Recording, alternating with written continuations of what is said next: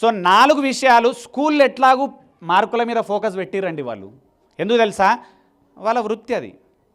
కానీ మన వృత్తి అది కాదు, మన ప్రవృత్తి వీళ్ళని సంస్కారంగా పెంచడం మన ప్రవృత్తి. యాక్చువల్గా మనం చేస్తున్న తప్పేంది తెలుసా? స్కూళ్ళు మార్కుల మీదనే ఫోకస్ పెట్టినాయి, మన ఫోకస్ మార్కుల మీదనే ఉంది. ఎన్ని మార్కులు వచ్చినాయి, ఎన్ని మార్కులు వచ్చినాయి, ఎన్ని మార్కులు వచ్చినాయి, ఎన్ని మార్కులు వచ్చినాయి, ఎన్ని మార్కులు వచ్చినాయి, ఎన్ని మార్కులు వచ్చినాయి.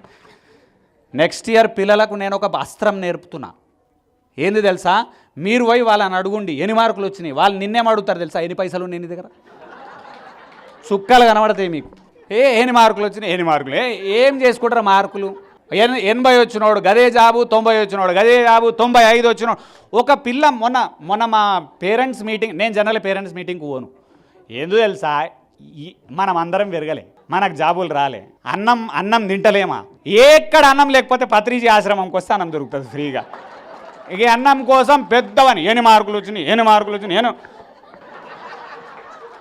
నువ్వు 1,00,000 కడితే జీన్స్ మారుతాయా?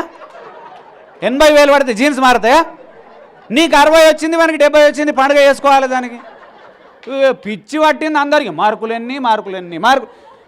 మనందరం ఇట్లా పిచ్చోళ్ళు అయినా మన విద్యా సంస్థలు ఏం చేస్తున్నాయో తెలుసా? అందరికీ 90 వేసి పారేస్తున్నారు వాళ్ళు. ఇంకా తెలుగులో తెలుసా? 99, 98, 100 అందరికీ. నాకు అర్థం కాదండి, 100% ఒక మనిషికి ఎట్లొస్తాయి? తెలుగులో 100కు 100 ఎవడన్నా వేస్తాడా అసలు? ఇంగ్లీష్లో లాంగ్వేజెస్లో 100కు 100 వేస్తుర్రు అంటేనే అసలు నాన్ సెన్స్. అంటే వాళ్ళు ఎందుకు అట్లా తయారు చేశారు? మనం అడుగుతున్నాం కదా, మనకి 99 రావాలి, వాళ్ళ 100 వేస్తా సార్, నీకెందుకు టెన్షన్, నీకు 99 100 వేస్తా, నీకు ఏమైంది పీకుడు, 100 100 మార్కులు 99 వచ్చును అని నేను పిలిచి ఏమడుగుతున్నా? పేరు చెప్పు, నీ పేరు చెప్పు అనగానే వాడు తల్లి దిక్కు చూస్తుండు. నీ పేరు చెప్పురా, తల్లిది కాదు.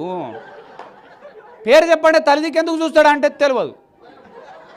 ఎన్ని మార్కులు ఈమె చెప్తుంది, మానికి 99. పేరు చెప్పొస్తలేదు వాని ముఖానికి 99 ఎందుకు?